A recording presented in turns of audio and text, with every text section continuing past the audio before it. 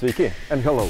So my pleasure is today to talk to my great colleague Guy Verhofstadtu, long-standing Belgian Prime Minister, ALDE Group President and convinced federalist.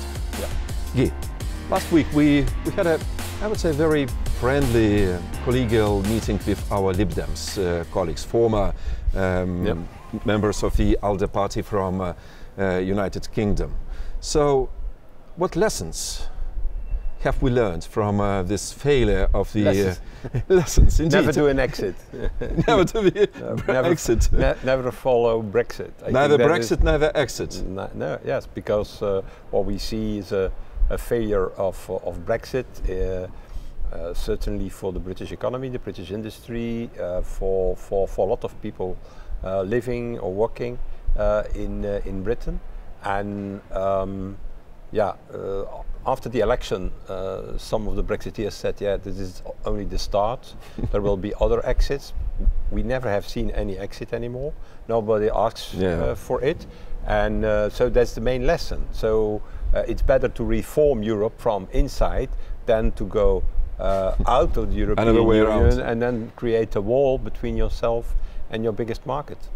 So, are you more convinced that Brexit didn't produce any good alternative for United Kingdom? I'm sure that it's only negative news what you hear about, and moreover, they have now returned to Horizon, so the program on innovation of the European Union. So they wanted to return, the scientifics wanted to return, so we have an agreement on that. They are now starting to discuss against Erasmus, so that their students can return.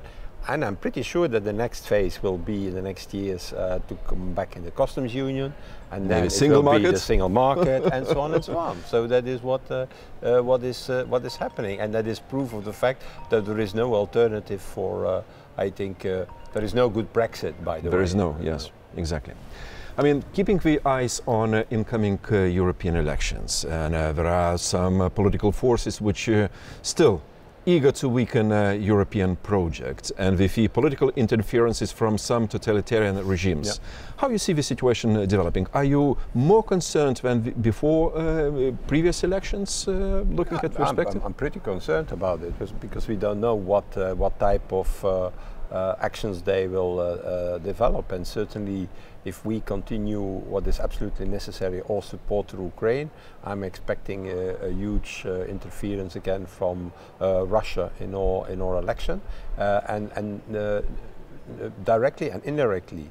So also directly by supporting parties, the right-wing populist parties in Europe, who all one or the other way are supporting Russia. That's what we know. They are from time to time financed by Putin. From time to time they are certainly influenced by Putin. You see what Orban is doing. So I'm concerned, and so the people need to know what they are voting for. If they are voting for, a right-wing populist party because they have some doubts about migration, very fine for me. But at the same time, what they are doing, they are giving an open door to Russia and to Putin, weakening our unity, weakening our support to Ukraine, weakening everything. And so people have to be aware of it. They will not announce it. Le Pen or Salvini or Wilders or the AFD will not announce that they are financed or supported by Putin, but on their posters, I mean. But that's the reality, and that will be the reality during the elections.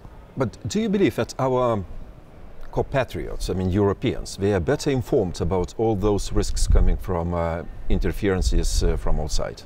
Yeah, but there is a sort of how to say a complacency about it.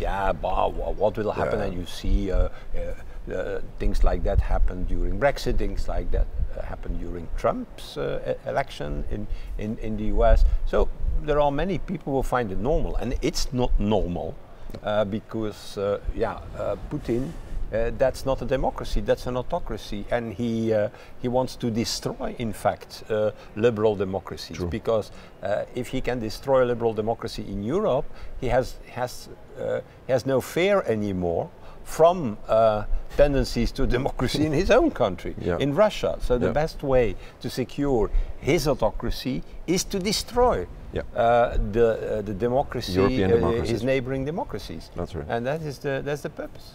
So we're already in the pipeline discussing 13th package of sanctions on Russia. Now 13th, yeah. Yes, it's coming. It's coming. It's coming. That but will be very weak. It will be weak, it will be small, and it will take time. So, did we do everything possible to support Ukraine? I think that's the most the awful thing we did. That is this sanction policy, and instead of directly in the first months of the war, taking all necessary steps and sanctioning the autocrat, an embargo on all products, at the same time not 1,300 Russians under sanctions, but the more than 6,000 people of the Navalny list. Navalny has made that list. Yeah. Long ago, in the beginning of the war, and indicating all the people who needed to be under sanctioning, and we are at 1,300 after 12 sanction packages of the more than 6,000 who are more or less the backbone of the Putin regime in Russia. So really, we didn't do what is necessary.